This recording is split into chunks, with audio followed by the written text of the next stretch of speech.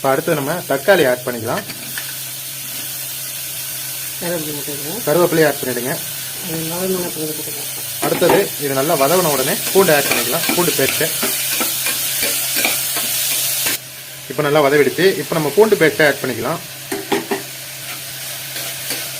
நல்லா மிக்ஸ் பண்ணிக்கோங்க.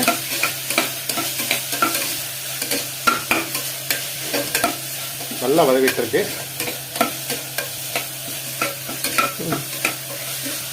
இப்போ அடுத்தது என்ன,